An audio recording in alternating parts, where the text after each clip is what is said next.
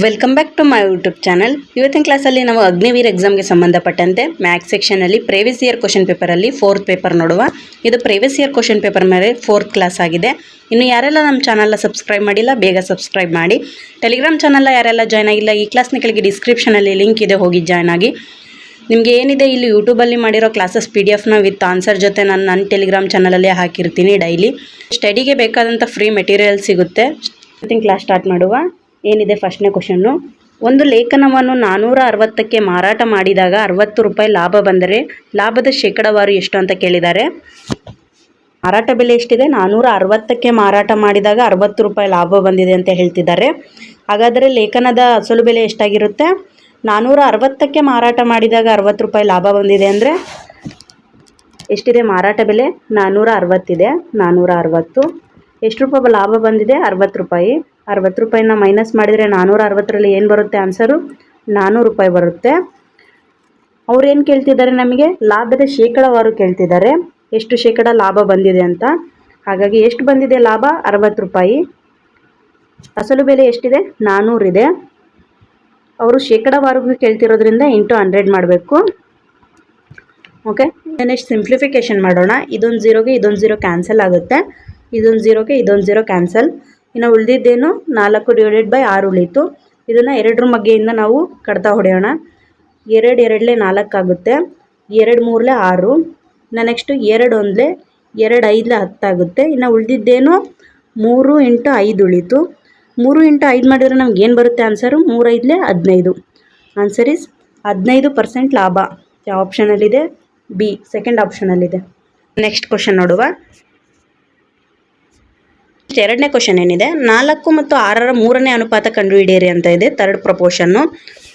ಇದು ನಿಮಗೆ ಈ ಟಾಪಿಕ್ ಏನಿದೆ, third proportion, fourth proportion and mean proportion important ಆಗುತ್ತೆ ಎಕ್ಸಾಮ್ಗೆ.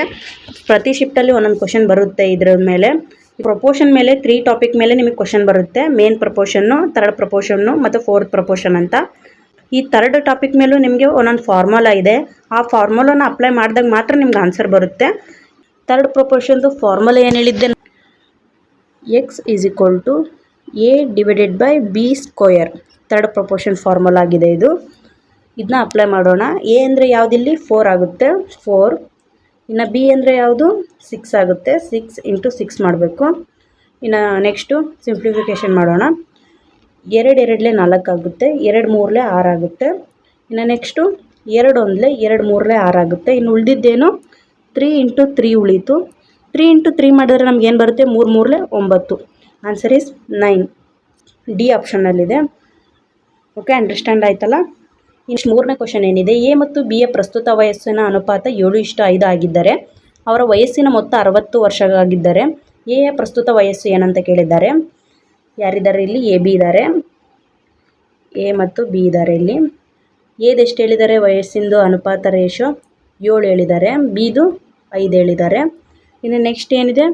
ಅವರಿಬ್ಬರದ್ದು ವಯಸ್ಸಿನ ಮೊತ್ತ ಎಷ್ಟು ಹೇಳಿದ್ದಾರೆ? 60 ಹೇಳಿದ್ದಾರೆ. ಈ ಎರಡು ವಯಸ್ಸಿನ ರೇಷೋ ಮೊತ್ತನ ನಾವು ಪ್ಲಸ್ ಮಾಡಿದ್ರೆ ಏನು ಬರುತ್ತೆ? 7 + 5 12 ಬರುತ್ತೆ ನಮಗೆ, 12. ಅವ್ರು ಕೊಟ್ಟಿರೋ 2 ವಯಸ್ಸಿನ ಅನುಪಾತದಿಂದ ನಾವು ಒಟ್ಟು ಮೊತ್ತವನ್ನು ಡಿವೈಡ್ ಮಾಡಬೇಕಾಗುತ್ತೆ. ಏನಿದೆ? 60 ಇದೆ. ಈ 12ರಿಂದ ಡಿವೈಡ್ ಮಾಡಿದರೆ ಎಷ್ಟು ಬರುತ್ತೆ? 12 1 12 5 60 ಆಗುತ್ತೆ. ಇವಾಗ ಕೇಳಿರೋದು ಯಾರ್ದು ನಮಗೆ? ಏದು ಪ್ರಸ್ತುತ ವಯಸ್ಸು ಎಷ್ಟಿದೆ ಅಂತ. ಏದು ಎಷ್ಟಿದೆ ರೇಷೋದಲ್ಲಿ? 7 ಇದೆ. ನಮಗೆ ಬಂದಿರೋ ಆನ್ಸರು 5. 5 × 7 ಮಾಡಿದರೆ ನಮ್ಗೆ ಏನು ಬರುತ್ತೆ ಆನ್ಸರು? 5 7 35.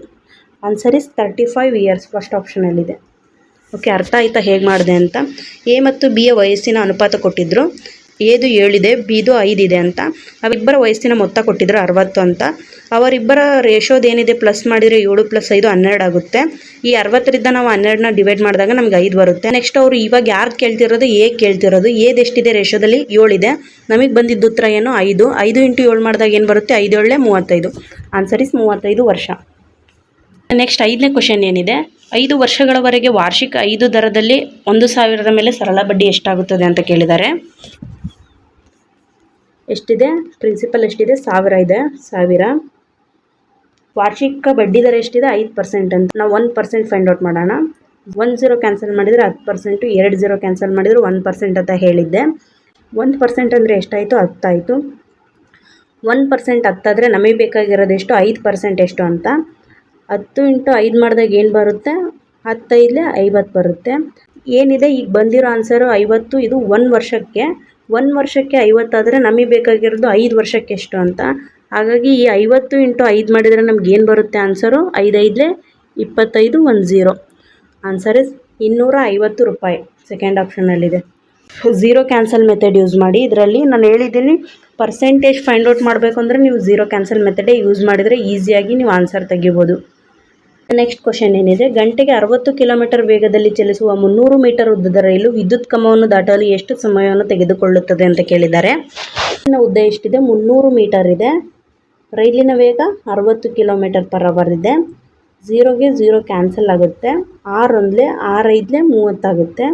ಏನಿದೆ ಈ 5 ಆಪ್ಷನ್ನಲ್ಲಿಲ್ಲ. ಬಟ್ ಯಾಕೆ ಅಂದರೆ ರೈಲಿನ ವೇಗವನ್ನು ಅವರು km/hಗಳಲ್ಲಿ ಕೊಟ್ಟಿದ್ದಾರೆ. ಹಾಗಾಗಿ ಅದನ್ನು ನಾವು ಮೀಟರ್/ಸೆಕೆಂಡ್ಗೆ ಕನ್ವರ್ಟ್ ಮಾಡ್ಕೋಬೇಕಾಗುತ್ತೆ. ಮೀಟರ್/ಸೆಕೆಂಡ್ಗೆ ಕನ್ವರ್ಟ್ ಮಾಡಬೇಕು ಅಂದರೆ ಏನು ಮಾಡಬೇಕು? 5/18 ಮಾಡಬೇಕು. 5/18 ಬರುತ್ತೆ. ಸಿಂಪ್ಲಿಫಿಕೇಷನ್ ಮಾಡಿದಾಗ 5ಗೆ 5 ಕ್ಯಾನ್ಸಲ್ ಆಗುತ್ತೆ. ಇನ್ನು ಉಳಿದಿದ್ದೇನು? 18. Answer is 18 seconds. ಫಸ್ಟ್ ಆಪ್ಷನಲ್ಲಿದೆ. ಇನ್ನು ನೆಕ್ಸ್ಟ್ ಕ್ವಶನ್ ಏನಿದೆ, ಒಂದು ಎತ್ತಿನ ಬಂಡಿ 24 ಕಿಲೋಮೀಟರ್ ದೂರವನ್ನು 3 ಗಂಟೆಗಳಲ್ಲಿ ಕ್ರಮಿಸುತ್ತದೆ ಮತ್ತು ರೈಲು 2 ಗಂಟೆಗಳಲ್ಲಿ 120 ಕಿಲೋಮೀಟರ್ ಕ್ರಮಿಸುತ್ತದೆ.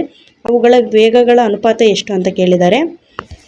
ಎತ್ತಿನ ಬಂಡಿ ಎಷ್ಟು ಕಿಲೋಮೀಟ್ರು? 24 ಕಿಲೋಮೀಟ್ರು. ಎಷ್ಟು ಗಂಟೆಗಳಲ್ಲಿ? 3 ಗಂಟೆಗಳಲ್ಲಿ. ರೈಲು ಎಷ್ಟು ಕಿಲೋಮೀಟ್ರು? 120 ಕಿಲೋಮೀಟ್ರು. ಎಷ್ಟು ಗಂಟೆಗಳಲ್ಲಿ? 2 ಗಂಟೆಗಳಲ್ಲಿ. ಇವಾಗ ನಾವು ಇದನ್ನು ಸಿಂಪ್ಲಿಫಿಕೇಷನ್ ಮಾಡಬೇಕು. ಯಾಕಂದರೆ ಅವರು ರೇಷೋ ಕೇಳ್ತಿರೋದ್ರಿಂದ 3 ಎಷ್ಟಲೇ 24 ಆಗುತ್ತೆ, 3 7 21, 3 8 24 ಆಗುತ್ತೆ, 3 1 3 8 24 ಆಗುತ್ತೆ.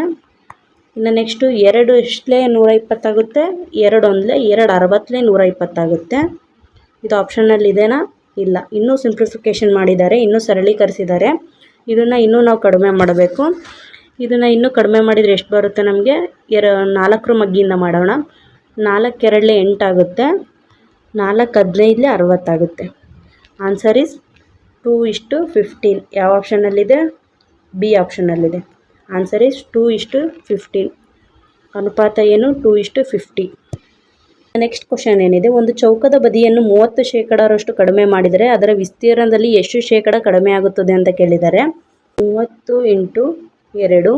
ಅವರು ಕಡಿಮೆ ಅಂತ ಹೇಳಿದ್ದಾರೆ, ಹೆಚ್ಚಿಗೆ ಅಂತ ಹೇಳಿದಾರ. ಕಡಿಮೆ ಅಂತ ಹೇಳಿದಾಗ ಇಲ್ಲಿ ಮೈನಸ್ ಹಾಕಬೇಕು. ಅವ್ರು ಅದನ್ನು ಇನ್ಕ್ರೀಸ್ ಹೆಚ್ಚಿಗೆ ಅಂತ ಹೇಳಿದಾಗ ಇಲ್ಲಿ ಪ್ಲಸ್ ಹಾಕಬೇಕಾಗುತ್ತೆ. ಇವಾಗ ನಮಗೆ ಕೇಳಿರೋದು ಮೈನಸ್, ಕಡಿಮೆ ಮಾಡಲಾಗಿದೆ ಅಂತ. ಹಾಗಾಗಿ ಇದನ್ನು ನಾವು ಈಗ ಮೈನಸ್ ಮಾಡೋಣ. ಇನ್ನು ನೆಕ್ಸ್ಟ್ ಏನಿದೆ, 30 × 30 ಮಾಡಬೇಕು. /100. ಇದೆರಡು 0ಗೆ ಇದೆರಡು 0 ಕ್ಯಾನ್ಸಲ್ ಆಗುತ್ತೆ. ಉಳಿದಿದ್ದೇನು? 3 3 9 ಉಳಿತು. ಇನ್ನು ನೆಕ್ಸ್ಟು ಈ ಕಡೆ ಮೈನಸ್ 32 ಎಷ್ಟಾಗುತ್ತೆ? 60 ಆಗುತ್ತೆ. 60ರಲ್ಲಿ ನೀವು 9ಅನ್ನು ಮೈನಸ್ ಮಾಡಿದಾಗ ನಿಮ್ಗೆ ಏನು ಬರುತ್ತೆ ಆನ್ಸರು? 51. Answer is 51%. ಯಾವ ಆಪ್ಷನಲ್ಲಿದೆ? D, 4th ಆಪ್ಷನಲ್ಲಿದೆ. ಇನ್ನು ನೆಕ್ಸ್ಟ್ ಕ್ವಶನ್ ಏನಿದೆ, 1ರಿಂದ 20ರವರೆಗೆ ಎಲ್ಲ ಸಮಸಂಖ್ಯೆಗಳ ಮೊತ್ತವನ್ನು ಕಂಡುಹಿಡಿಯಿರಿ ಅಂತ ಇದೆ. 1ರಿಂದ 20ರವರೆಗೂ. 1ರಿಂದ 20ರವರೆಗೂ ಯಾವ್ಯಾವ ಆಗುತ್ತೆ ಸಮಸಂಖ್ಯೆಗಳು? 2 4 6 8 10 12 14 16 18 20. ಈ ಇಷ್ಟು ಸಂಖ್ಯೆಗಳು ಏನಿದೆ ಇಲ್ಲಿಂದ 2ರಿಂದ 20ರವರೆಗೂ ಸಮಸಂಖ್ಯೆಗಳಾಗಿವೆ. ಈ ಇಷ್ಟು ಸಂಖ್ಯೆಗಳ ಮೊತ್ತ ಕೇಳ್ತಿದ್ದಾರೆ. ನೀವು ಇಷ್ಟು ಸಂಖ್ಯೆಗಳನ್ನು ಪ್ಲಸ್ ಮಾಡಿದರೆ ನಿಮ್ಗೆ ಏನು ಬರುತ್ತೆ ಆನ್ಸರು? 110 110 ಬರುತ್ತೆ. Answer is 110. ಡಿ ಆಪ್ಷನಲ್ಲಿದೆ. ನೆಕ್ಸ್ಟ್ ಕ್ವಶನ್ ಏನಿದೆ, ಒಂದು ಅಂಗಡಿಯವನು 2 TV ಸೆಟ್ಗಳನ್ನು ಒಂದೇ ಬೆಲೆಗೆ ಮಾರಾಟ ಮಾಡುತ್ತಾನೆ. ಒಂದರ ಮೇಲೆ 20 ಲಾಭ ಮತ್ತು ಇನ್ನೊಂದರ ಮೇಲೆ 20 ನಷ್ಟ ಗಳಿಸುತ್ತಾನೆ. ಅವನಿಗೆ ಉಂಟಾದ ಲಾಭ ನಷ್ಟ ಅಂತ ಕೇಳಿದ್ದಾರೆ. ಈ ಥರ ಕ್ವಶನ್ಸಲ್ಲಿ ನಿಮಗೆ ಪ್ರಾಫಿಟ್ ಆ್ಯಂಡ್ ಲಾಸಲ್ಲಿ 20% ಲಾಭ 20% ನಷ್ಟ ಅಂತ ಬಂದಿತ್ತು ಅಂದರೆ 2 ವಸ್ತುಗಳನ್ನು ಒಂದೇ ಬೆಲೆಗೆ ಮಾರಾಟ ಮಾಡಿದಾಗ ಒಂದು ಫಾರ್ಮುಲಾ ಇದೆ, ಅದನ್ನು ನೀವು ಯೂಸ್ ಮಾಡಿ. ಯಾವುದಿದೆ ಫಾರ್ಮುಲಾ ಏನಿದೆ ಅಂತ ನೋಡೋದಾದರೆ 100/x² ಮಾಡಬೇಕು ನೀವು. ಈ ಥರ ಕ್ವಶನ್ಸಲ್ಲಿ 2 ವಸ್ತುಗಳನ್ನು ಒಂದೇ ಬೆಲೆಗೆ ಮಾರಾಟ ಮಾಡಿದಾಗ ಒಂದರ ಮೇಲೆ 50% ಲಾಭ, ಇನ್ನೊಂದರ ಮೇಲೆ 50% ನಷ್ಟ ಅಂತ ಬಂದಿತ್ತು ಅಂದರೆ ನೀವು ಈ ಫಾರ್ಮುಲಾನ ಯೂಸ್ ಮಾಡಬೇಕಾಗುತ್ತೆ. ಎಷ್ಟು % ಲಾಭ ನಷ್ಟ ಅಂತ ಹೇಳಿದ್ದಾರೆ? 2 ಸೇಮ್ ಇದೆ. ಲಾಭ ನಷ್ಟದ ಪರ್ಸೆಂಟೇಜು 20 ಅಂತ ಹೇಳಿದ್ದಾರೆ. 20ರದ್ದು ಸ್ಕ್ವಯರ್ ರೂಟ್ ಮಾಡಬೇಕು ನೀವು. ಏನಾಗುತ್ತೆ? 20ರ ಸ್ಕ್ವಯರ್ ರೂಟು 400 ಆಗುತ್ತೆ. 400ಗೆ /100 ಮಾಡಬೇಕು. ಇವಾಗ ಸಿಂಪ್ಲಿಫಿಕೇಶನ್ ಮಾಡೋಣ. 2 0ಗೆ 2 0 ಕ್ಯಾನ್ಸಲ್ ಆಗುತ್ತೆ. ಉಳಿದಿದ್ದೇನು 4. Answer is 4% loss. ಫಸ್ಟ್ ಆಪ್ಷನಲ್ಲಿದೆ.